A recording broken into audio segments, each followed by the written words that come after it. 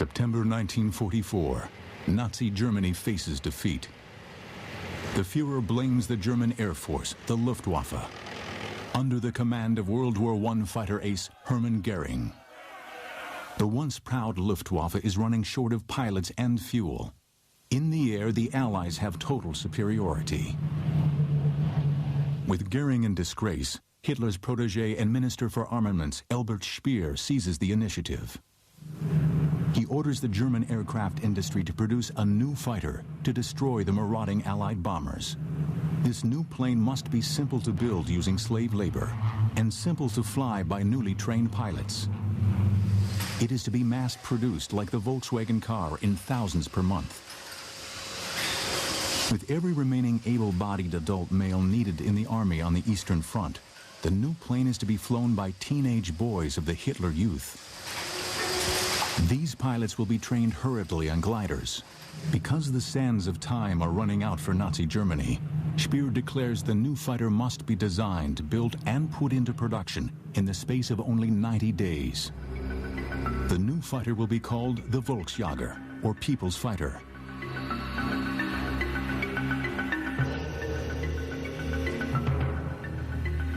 Professor Willy Messerschmitt, designer of the legendary 109 fighter of Battle of Britain fame, refuses to participate, saying it is impossible to create an aircraft in such a short period. But there is a German aircraft designer willing to take up the challenge. He is Messerschmitt's arch-rival, Ernst Heinkel. Ernst Heinkel was the grand old man of German aircraft. He'd been building aircraft since World War I. He had a unique way of selling these planes. He had a hunting lodge outside of Berlin, and he would get the Luftwaffe High Command and the Air Ministry personnel, and they'd shoot stag, and then they'd have a good food and drink and get drunk, and then he'd sell them the airplanes. Willy Messerschmitt, almost certainly a serious Nazi, different man, an intellectual scientist. He built his aircraft as scientific implements. A number of other companies took part in the Volksjäger competition. The big Junkers company produced a design which had essentially a jet engine in a pod with two wings stuck on. It would never have been stable in flight. It was a silly project. Then there was the Blohm & Voss company, who were shipbuilders, but over the years they'd begun to produce rather curious aircraft designs. They tried another all-wing jet pod device, and that actually came quite close to winning.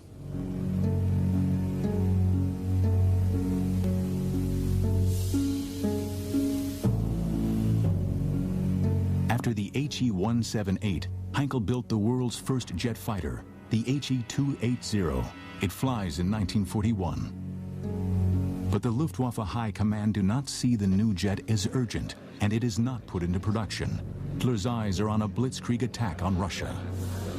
Propeller-driven fighters such as the Messerschmitt 109 will do for the planned short war in the East.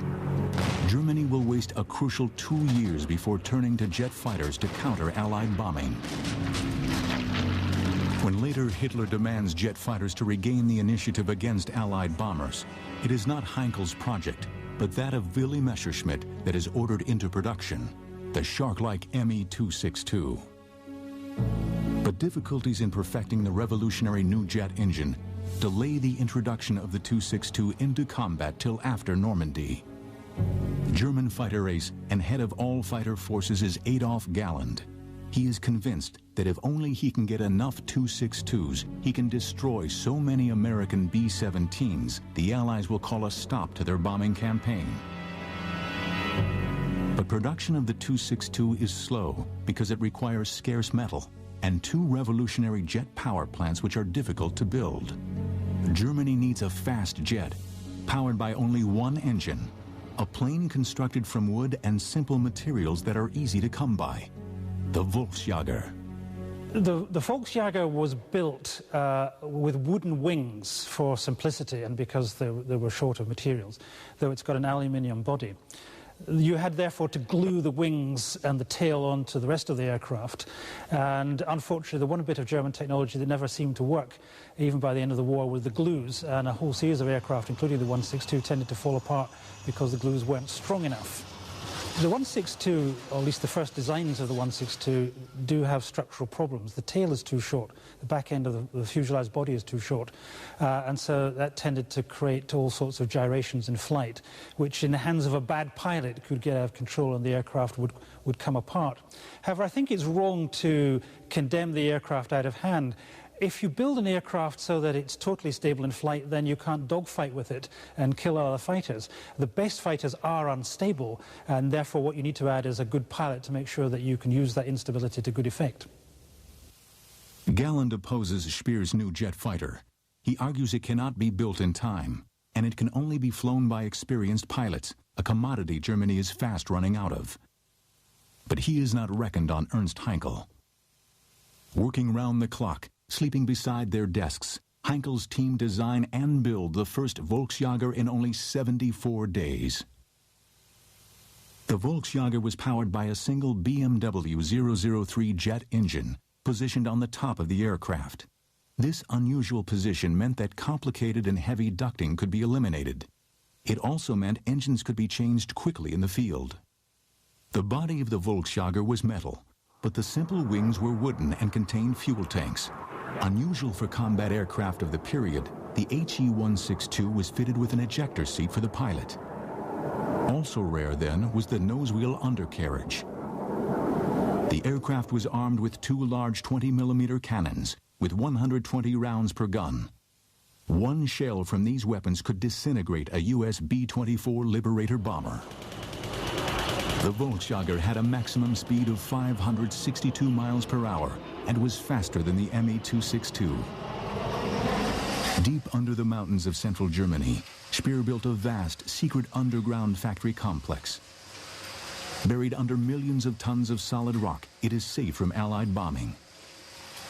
Here will be built three Nazi wonder weapons: the V-1 cruise missile, the V-2 rocket, and the Volksjager. The first HE-162 was rolled out and flown for the first time on December 6, 1944, reaching a speed of 522 miles per hour at 20,000 feet altitude. On December 10th, it is displayed to the Luftwaffe High Command, with Flight Captain Peter at the controls. Tragedy occurs. The wooden wing disintegrates and the plane crashes, killing Peter. The cause is the poor quality glue used to construct the wing. But Speer would allow nothing to stand in the way of mass-producing the Volksjager. In March 1945, the first 80 aircraft were completed. By the end of April, 200 more were ready. In May, the month the war ended, 500 Volksjager would have rolled off the assembly lines. And 1,000 per month would have been built starting June 1945, only 6 months after the first flight. To fly these planes, training of Hitler Youth pilots began on gliders. To ease the transition to the Volksjager, Heinkel supplied a two-seater glider version, the Model S. Without its BMW turbojet, the Model S lacked the distinctive humpback appearance of the fighters. The undercarriage was fixed and not retractable. The idea behind the People's Fighter project was to train thousands of Hitler Youth to fly these things. Now that was obviously a silly idea. It's a very complicated aircraft to fly. If you're an expert, as the final pilots were, it worked. But if you had very little experience on any kind of aircraft, never mind a fast jet fighter, you would have been dead. Strange enough, one unit of Hitler Youth did become operational with the 162 in the closing weeks of the war. Unfortunately, all the records have been lost, so we don't know how they actually fared in combat. Conversion training to the Combat 162 was handled at a flight school in Vienna, headed by Heinkel's technical director, Karl Frank. The first regular Luftwaffe Volksjager fighter group, JG-1, became operational at Lech in Germany in April 1945, with 100 aircraft organized in 2 wings. It was commanded by Oberst Herbert Eilfeld. The first operational mission was flown on April 26, 1945, only days before the end of the war. Because the pilots lacked experience with the new plane, Flight Lieutenant Reichberger was shot down but escaped uninjured. On May 4, 1945, the People's Fighter drew first blood. Lieutenant Rudolf Schmidt shot down a British Royal Air Force fighter. It would be the Volksjager's only kill. World War II ended 2 days later. Well, it was tested by senior British pilots after the war, and they gave it a very good bill of health. They said it was a very stable gun platform. They said because it was small, it would have been very difficult to hit by Allied fighters. So all in all, if it had got into production in a big way and got into action in a big way, it might have caused a lot of damage. Indeed, the senior British jet pilot of the time said that it would have run rings round a British meteor. Would the Volksjager have tipped the balance in Germany's favor if the war had gone on longer? Ernst Heinkel was already planning more advanced versions of the Volksjager. If the war had lasted into 1946, these are the planes the Allies would have faced. For extra speed, a swept-wing version was already under construction. The tail was also modified into an elegant butterfly shape to improve performance. With a new, more powerful jet engine, this HE-162 would have been a match for 1950s U.S. jets like the F-86 Sabre. Another planned version of the Volksjager was one fitted with 2 ramjets of the kind used by the V-1 cruise missile. When the V-1 was catapulted into the air at great speed, air was forced into the jet nozzle. This combined into an explosive mixture with low-grade gasoline suitable for a lawnmower. The result burned like a blowtorch. Fitted with 2 of these crude engines, this version of the HE-162 would have been a kind of manned V-1. It was planned as a last-ditch weapon if normal jet fuel ran out. Most exotic of all was this version of the Volksjager, with forward-swept wings.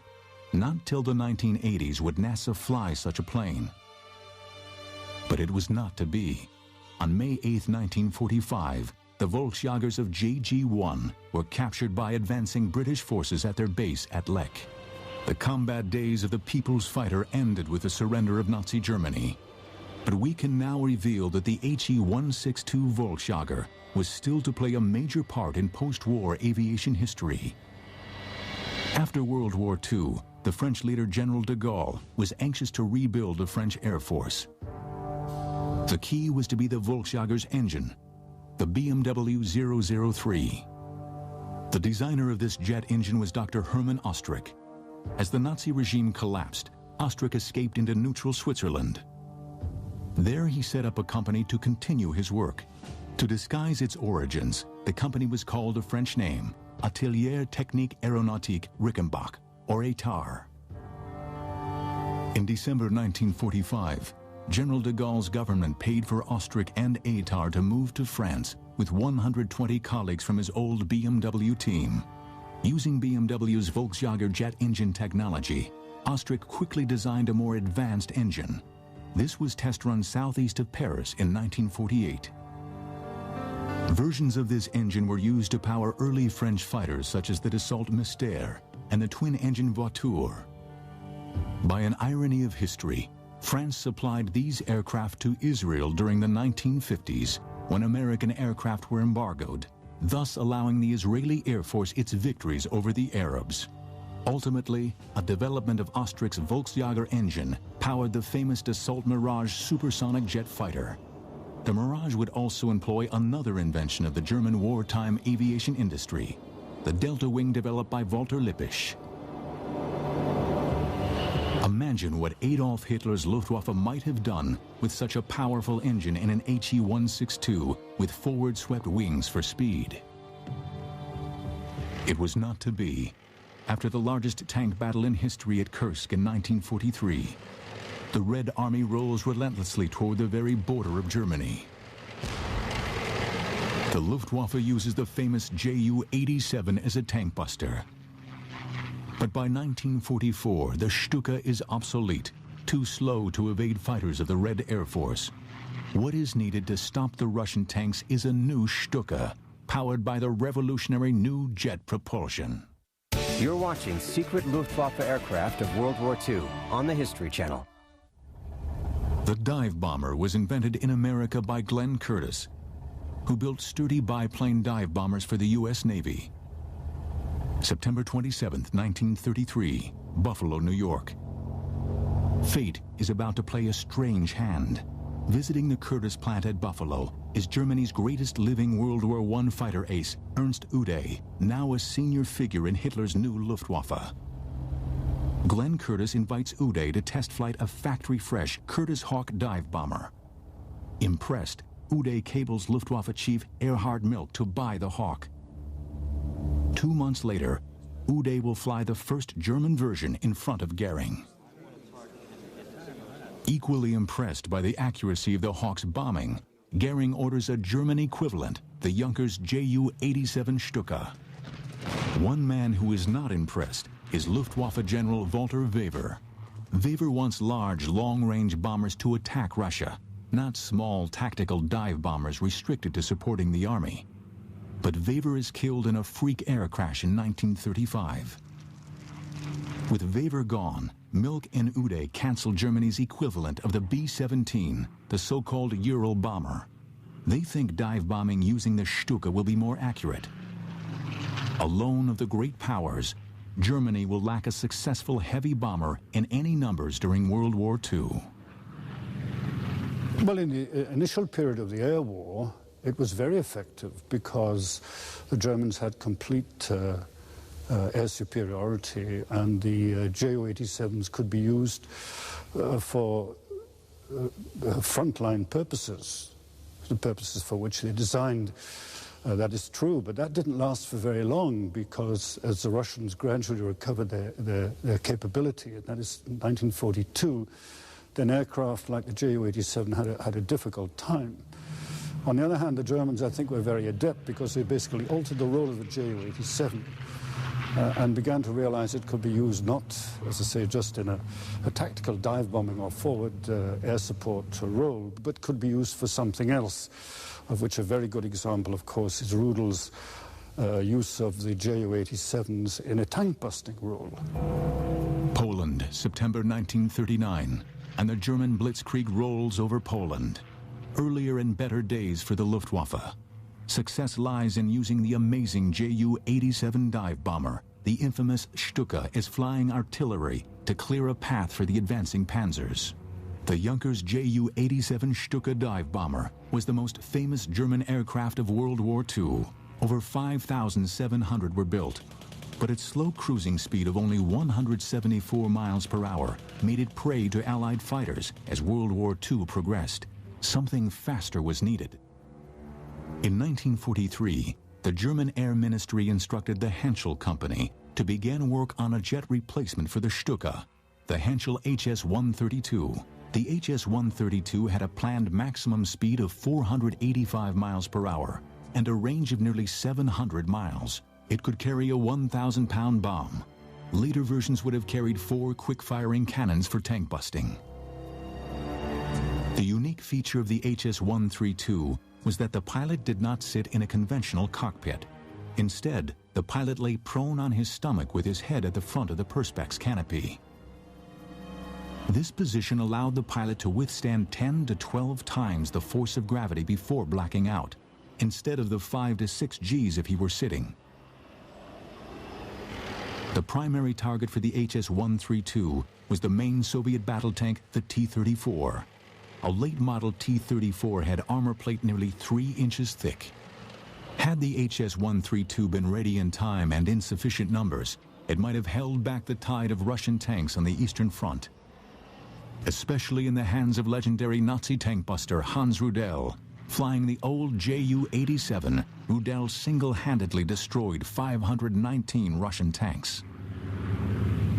The greatest Stuka pilot of all time was a man called Hans Rudel, who destroyed over 500 Russian tanks on the Eastern Front, as well as a large Russian battleship. Rudel was a fanatical devotee of Hitler. He fought to the very end, indeed survived World War II, and in the closing days, Hitler wanted him to take over command of all the German jet forces. And had there developed a version of the Stuka powered by jets, then those would have been under the command of Rudel, and that would have been a very effective combination. In the dying hours of the Third Reich, Hitler proposed to put Rudel in charge of all Germany's jet fighters and bombers. But it was too late. Fortunately for the Russians, their tanks captured the HS-132 factory before the 3 completed prototypes had been flight tested. Their subsequent fate is still unknown. The Russians were very fortunate, and it was a fortunate accident. In their area of occupation in Germany took in 80% of the German aircraft industries. Heinkel, Messerschmitt, Junkers. They acquired Arado aircraft. They acquired a large range of aircraft, but crucially they acquired 2 things, which was the BMW 003A engine and the Jumo 004A jet engines. What happened was that basically the German jet industry, German aircraft designers, technicians, and the aircraft were moved back to the Soviet Union. And it's from that point, I think, that one can really say the period of German-directed and German equipment entered into the Soviet aircraft industry.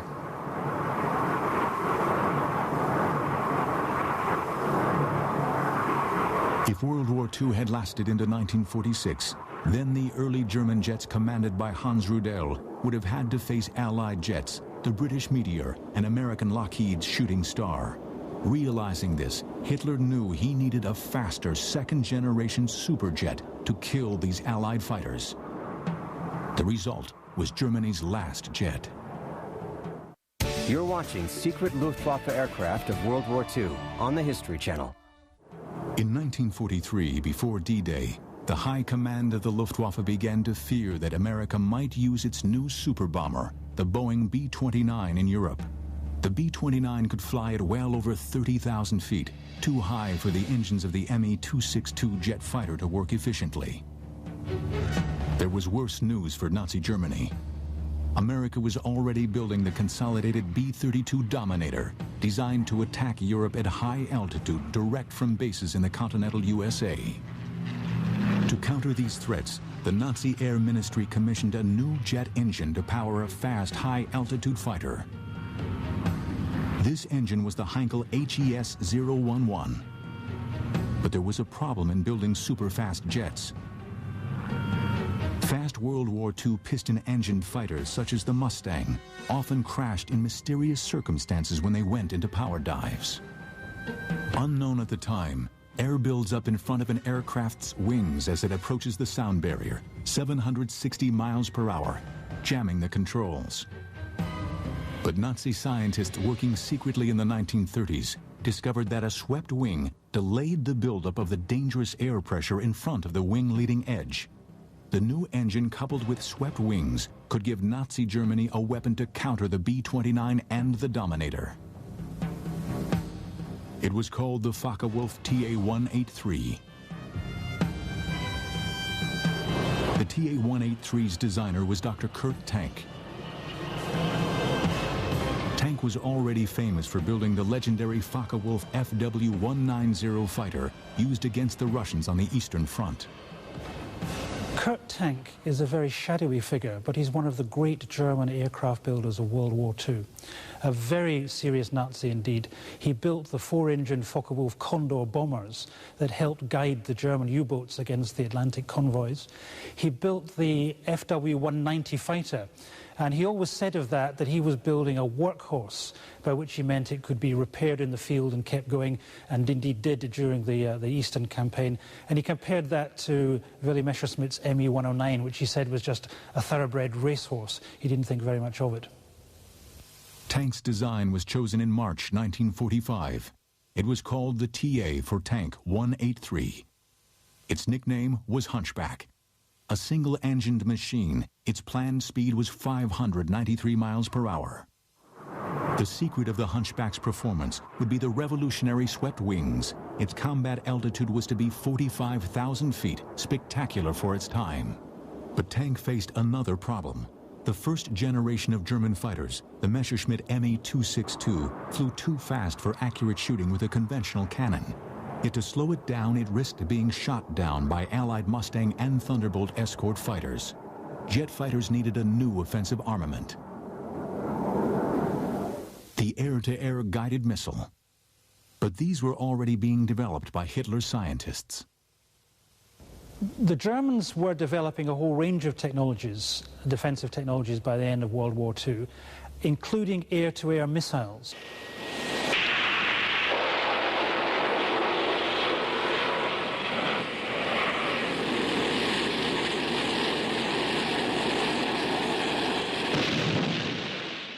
The Allies only started developing air-to-air missiles seriously at the time of the Korean War, so you're talking a 10-year lead the Germans had. They had wire-guided missiles which paid out a long wire back to the launch fighter aircraft, and the pilot of the fighter aircraft could send signals to navigate the missile directly onto its target. Another technology they used was infrared. They had a system of using a light from the bombers to trigger guns and missiles on the attacking fighters. The most successful air-to-air missiles were actually the simplest, which were just firing masses of unguided missiles in a big arc and hoping a bomber got caught. Had they deployed those early enough, then they could have killed the B-17s and the B-24s. The Rurstall X-4 missile. Development began in 1943. The X-4 was guided to its target using a wire control link to the mother aircraft. Early versions had a speed of over 700 miles per hour. The first X-4 was successfully launched from a Focke-Wulf FW-190 on August 11, 1944. It would be the weapon of choice for the new TA-183 jet. If the war had lasted into 1946, things would have been very different. Armed with deadly X-4 air-to-air missiles, the fast TA-183s could have downed high-flying U.S. bombers, including B-32 Dominators carrying atom bombs on strikes from U.S. bases. But the TA-183 was ordered into production in March 1945, only 2 months before the collapse of Nazi Germany. It never flew. At least not then. Kurt Tank and Germany's leading fighter pilot Adolf Galland took a whole series of German aircraft engineers and Luftwaffe officers to Argentina and essentially recreated the Luftwaffe there. Kurt Tank set up an aircraft industry to build jet planes, and Galland set up a jet fighter force for the Argentine Air Force. This is what would have faced and destroyed Allied B-29s in 1946. The TA-183 built in Argentina after the war for General Perón. It was rechristened the Pulqui, Spanish for arrow. Some even think that the legendary Soviet MiG-15 was based on captured blueprints of the TA-183. I think the priority from the Russian point of view was to make absolutely sure that they had knowledge and experience with jet propulsion. The second thing was to get it into aircraft, their aircraft, make them work, and above all have a semblance, as I say, of combat aviation capability. So if you look at the early Russian jet aircraft, the MiGs and the Sukhois, they're simply copies of German aircraft. You're watching secret Luftwaffe aircraft of World War II on the History Channel. Air mobility and vertical takeoff are now primary tools for military operations. But in the dying days of the Third Reich, as Allied bombers made Luftwaffe airfields unusable, the Germans had already turned to VTOL technology as a way to beat the bombing. The Germans had developed a whole range of operational helicopters by the end of World War II, and indeed had an operational unit flying on the Eastern Front, rescuing pilots and picking up crashed aircraft. Their big plan, which would have made the helicopter's name in World War II, was to rescue Mussolini, flying in a helicopter, dropping the troops down, picking Mussolini up and getting him away. Unfortunately, the helicopter available to use on that mission crashed on a rescue flight the day before, which is why they had to go in with paratroops. Berlin, 1938. Flown by Germany's ace woman test pilot, Hanna Reitsch, the Nazi regime startles the world with a demonstration of the world's first practical helicopter, the Focke Fa-61. It is a demonstration with a difference. It takes place inside the Great Berlin Exhibition Stadium. The Fa-61 was the brainchild of Heinrich Focke, founder of the Focke-Wulf Company. During World War II, Focke would build a large military helicopter known as the Kite. They were used by the Luftwaffe to rescue crashed aircrew and aircraft in the East. Mass production of the Kite was prevented by Allied bombing of the factories where it was being built. German industry desperately needed fighter protection. In September 1944, Focke-Wulf began work on an answer. The Focke-Wulf Treibflügel, or thrust wing, a VTOL fighter powered by 3 ramjets mounted on the ends of 3 rotating wings. The ramjet engine spun the wings like helicopter blades, giving the Treibflügel lift. The planned rate of climb was 25,000 feet per minute. The Treibflügel carried a pilot in a conventional cockpit. The intended speed was 621 miles per hour. Armament would have been 4 cannons. But the war was to end before the complicated Treibflügel could be built, though its ramjet engines were successfully tested at speeds up to Mach 0.9. But the Treibflügel idea was sound. In the 1950s, the U.S. Navy experimented with a similar vertical takeoff fighter, the Convair XFY-1 Pogo. Several successful flights were made by the Pogo, which had a speed of 575 miles per hour, very similar to that planned for the German aircraft. The Pogo was abandoned when tests revealed a major problem. The aircraft was extremely difficult to land because in pre-computer days, even an experienced test pilot found it difficult to tell where the ground was. In wartime conditions, with airfields under Allied attack, landing the Focke-Wulf Treibflügel safely would have been virtually impossible for the average military pilot. But Focke-Wulf were not done with the vertical takeoff fighters. This is the Focke-Wulf FW-1262 fighter bomber, built in West Germany in the late 1960s as part of a NATO competition. The early 1980s. Engineers of the Northrop Corporation pay a secret visit to the National Air and Space Museum's Silver Hill facility in Maryland. They go to examine the sole remaining example of another secret German aircraft captured at the end of World War II. But unlike the Treibflügel, this aircraft actually flew. Hidden in the Smithsonian's Garber facility is a piece of technology forgotten for 40 years. A revolutionary flying wing, and the first plane ever built with stealth, radar invisible characteristics. You're watching secret Luftwaffe aircraft of World War II on the History Channel. Late February 1945, midnight for the Third Reich. Hitler's revenge weapons, the V-1 cruise missile and von Braun's V-2 ballistic missile, have failed to destroy Allied morale. Desperate to revive his own reputation with Hitler, Hermann Goering calls a secret meeting on his personal estate at Karen Hall, 10 miles north of Berlin. To this meeting are summoned the brothers Reimar and Walter Horten, 2 young Luftwaffe officers. The Horten brothers have designed a series of revolutionary all-wing aircraft, a design that by eliminating a normal aircraft's heavy fuselage makes a plane lighter, faster, and longer ranged. The concept is successfully tested on a series of unpowered gliders. They fly beautifully. The Horten brothers then work on a jet fighter version, the HO-229. It successfully flies in late December 1944.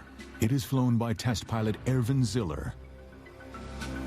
The HO-9 was powered by 2 UMO-004 engines, similar to those of the Me-262. It had a maximum speed of 607 miles per hour at an altitude of 39,000 feet, faster than many post-war jets. It was armed with 4 cannons and could carry 2 2,000-pound bombs. But there was an unexpected result from this new futuristic shape. With no tail and buried jet engines, the HO-229 bounces back few radar waves. Stealth technology has been born. Only when the prototype flies and has a weak radar signature do the Horten brothers realize what they have stumbled on. The Horten has other possibilities. Goering realizes that the low-weight flying wing is the only technology left to Germany to build a bomber with a range to attack America and so force a truce in the West even at this late hour in the war. The kind of long-range bomber Germany has lacked since Ude fatally canceled the Ural bomber 10 years earlier. Nazi plans to attack New York using ordinary bombers have failed because the technology to refuel them in flight is too primitive. But a larger version of the HO-229 flying wing will be able to carry fuel long enough to fly to New York and back. Goering now gambles everything on developing such an aircraft. The Horten 18 America bomber. Its huge wings would carry fuel to fly nearly 7,000 miles at an altitude of 52,000 feet. It will be powered by 4 new Heinkel-Herth HES-011 jet engines and carry a crew of 3. Maximum speed would be 528 miles per hour. Goering plans to build the HO-18 in the huge underground factories already in existence to manufacture the Me-262 jet fighter. These factories still exist as they were too huge to destroy after the war. But what kind of bomb will the America bomber carry? By 1945, dropping a few small, high-explosive bombs on New York or Washington will have little effect on the U.S. war effort. How close was Germany to delivering an atomic bomb? The man in charge of the Nazi nuclear bomb program was Werner Heisenberg. Heisenberg could have made an atomic bomb, but he and Albert Speer, the Nazi armaments minister, thought the war would be won before the weapon could be perfected, so resources were never committed on the scale of the Manhattan Project. What if the Volksjager and Focke-Wulf TA-183 had held off U.S. bombing long enough into 1945 for the huge new underground factories and synthetic oil plants to come into production? Imagine. It is just after dawn on the morning of April 20th, 1946, the Führer's birthday. A Horten HO-18 jet bomber, a KG-200, the Luftwaffe's best bomber wing, takes off on the most important mission of World War II. It is piloted by the Luftwaffe's best bomber pilot, KG-200's commander Werner Baumbach. Baumbach has long advocated airstrikes against the Panama Canal and New York, using one-way flights by conventional bombers whose pilots would bail out and be rescued by U-boats. He spent a lot of the war trying to persuade Goering to bomb New York. And one of the interesting stories about the German war effort is why they never did. Baumbach's first idea was to take Focke-Wulf Condors and fly one way to New York and Washington, bomb America, then ditch the aircraft south, probably in the Caribbean, and be picked up by U-boats. Goering took the plan to Dönitz, but Goering and Dönitz hated one another, and they fell out, and so the plan came to nothing. So Baumbach then went on trying to find ways of bombing New York, and it's interesting to speculate that if something like the Horten wing had been available, it would have given him for the first time a machine to get there and get back non-stop. Today, Baumbach's target is 3,000 miles away. The world's largest city, New York. In 1942, President Roosevelt put New York's mayor Fiorello LaGuardia in charge of America's civil defense against German bombing attacks. LaGuardia organized machine guns placed on top of high buildings in New York. But Baumbach's bomber is flying at an altitude nearly 10 miles high and is invisible to American radar. No one hears or sees it as it passes over Manhattan at 8 a.m. local time. The morning rush hour has begun. Fortunately for New York, World War II ended while the Horten 18 was still under design. The successful HO-229 jet fighter was brought to the United States in 1945, but its revolutionary potential was not realized. It lay forgotten for 40 years in the Smithsonian. Or almost forgotten. In the early 1980s, engineers from the Northrop Corporation pay a visit to the HO-229 at the National Air and Space Museum's Garber facility in Maryland. They are secretly building a stealth bomber for the U.S. Air Force. After their visit to the HO-229 prototype, Northrop engineers will design the B-2 Spirit. A design eerily similar to the Horten brothers' dream of 40 years earlier.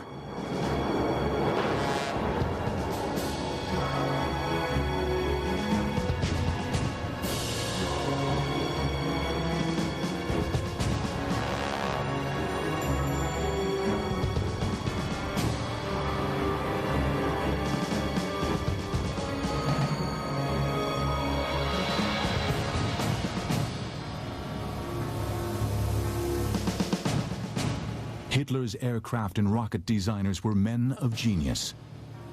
They pioneered ideas that are still being rediscovered and built. Fortunately, their genius did not arrive in time to alter the outcome of World War II.